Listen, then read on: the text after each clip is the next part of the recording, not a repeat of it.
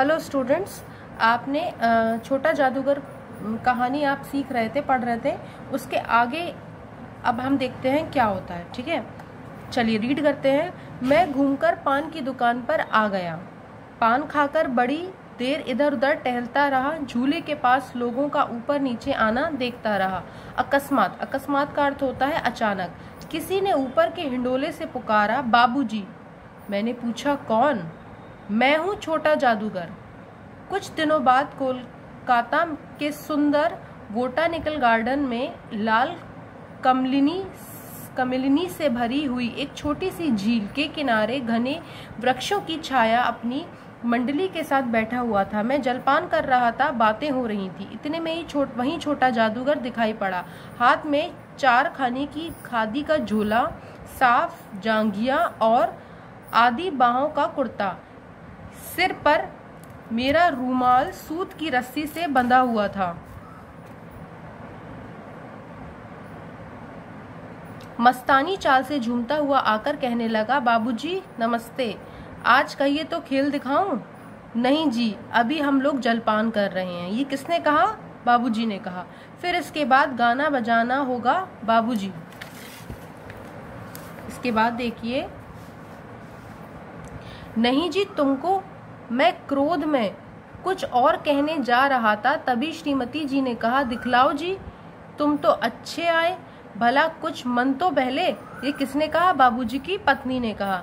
मैं चुप हो गया, क्योंकि श्रीमती जी की बोली में वह माँ की सी मिठास थी जिसके सामने किसी भी लड़के को रोका नहीं जा सकता। उसने खेल आरंभ किया।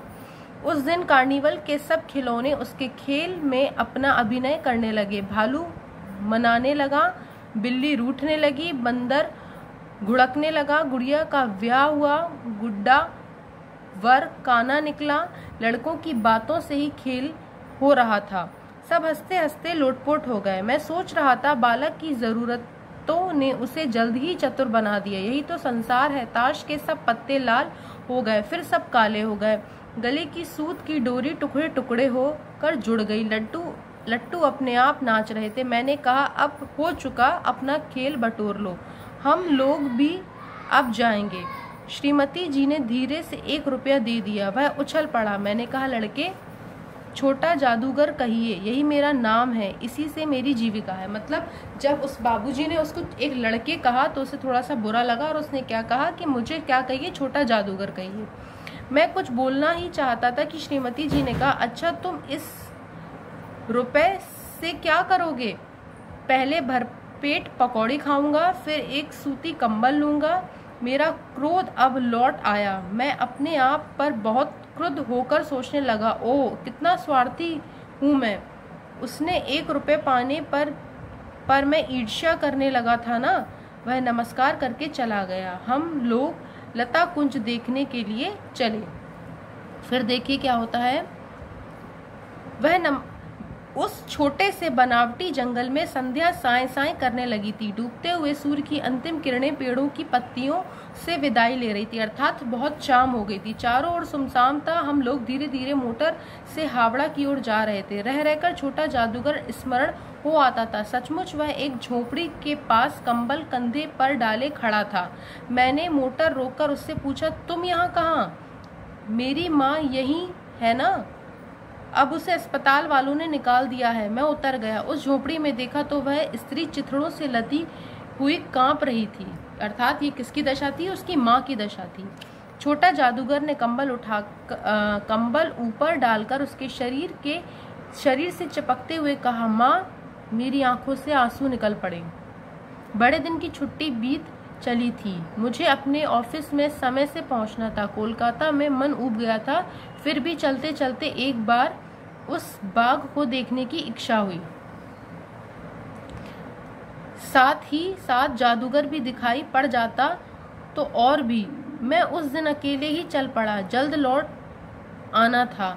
10 बज चुके थे। मैंने देखा कि उस साफ धूप में सड़क के किनारे एक कपड़े पर छोटा जादूगर का रंगमंच सजा हुआ था। मोटर रोककर उतर पड़ा। वहां बिल्ली रूठी हुई थी। भालू मनाने चला था। ब्याह की तैयारी थी और पर सब होते हुए भी जादूगर की वाणी में वह प्रसन्नता नहीं थी। अब औरों को हंसाने की चेष्टा कर रहा था, तब जैसे स्वयं कांप जाता था। मतलब वो बहुत परेशान था। मैं आश्चर्य से देख रहा था। खेल हो जाने पर पैसा बटोरकर उसने भीड़ में मुझे देखा। वह जैसे क्षण भर के लिए स्फूर्तिमान हो गया हो। मैंने उसकी पीठ थपथपाते हुए पूछा, आज तुम्हारा खेल जमा क्यों नहीं? छोटे जादूगर ने कहा, माँ ने कहा कि आज तुरंत चले आना, मेरी घड़ी समीप है। अविचल भाव से उसने कहा। मतलब हो सकता उसकी माँ को कुछ होने वाला हो। तब भी तुम खेल दिखाने चले आए? उसने कहा, क्यों ना आता। और कुछ अधिक कहने में जैसे वह अपमान का अनुभव कर रहा था। क्षण भर में मुझे अपनी भूल मालूम हो गई। उसके झोले को गाड़ी में फेंककर उसे भी बिठाते हुए मैंने कहा, जल्दी चलो। मोटर वाला मैंने बताए हुए पथ पर चल पड़ा। कुछ ही मिनटों में झोपड़े के पास पहुंचा। जादूगर दौड़कर झोपड़े में माँ माँ पुकारते हुए घुसा। मैं भी पीछे था, किंतु स्त्री के मुंह से बे निकलकर रह गया। उसके दुर्बल हाथ उठकर गिर पड़े। जादूगर उससे लिपटा रो रहा था। मैं भौचक्का खड़ा था। उस साफ धूप में सारा संसार जैसे जादू सा मेरे चारों ओर नाच रहा था। ये किसकी कहानी है? जयशंकर प्रसाद जी की कहानी है। संदेश क्या मिलता है हमें इस कहानी से कि विकट परिस्थितियों में भी जीवन का सफर थमता नहीं है, अर्थात चलता ही रहता है।